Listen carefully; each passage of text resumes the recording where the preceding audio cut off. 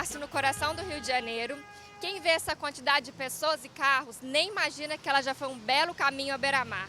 Chamada de Rua Direita, era a ligação entre os morros do Castelo e de São Bento.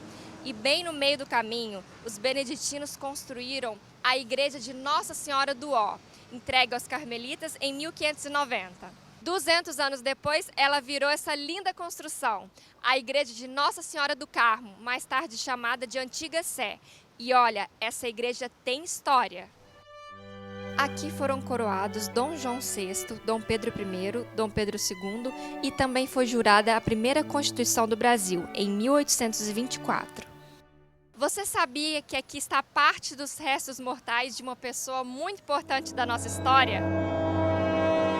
Que personagem histórico tem parte de seus restos mortais enterrado nessa igreja? Vou te dar as opções. Dom Pedro II, Machado de Assis, Pedro Álvares Cabral, Marechal Deodoro da Fonseca ou Princesa Isabel?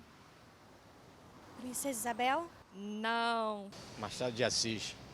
não. Acho que ou o Marechal Deodoro da Fonseca ou a Princesa Isabel, né? Acho que o Marechal Deodoro da Fonseca.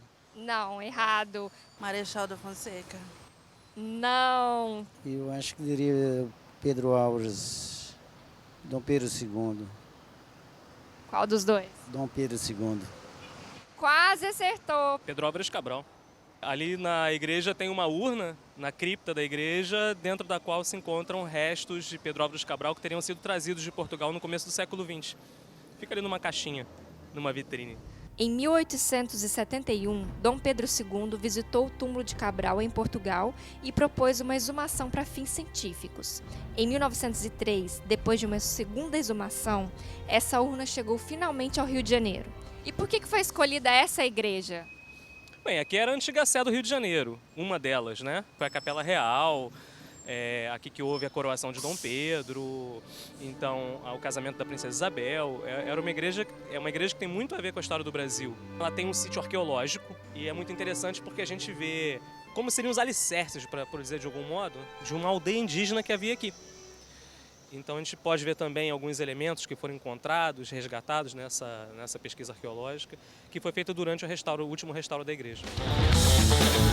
Então até o nosso próximo passeio pela memória do Rio de Janeiro. Tchau!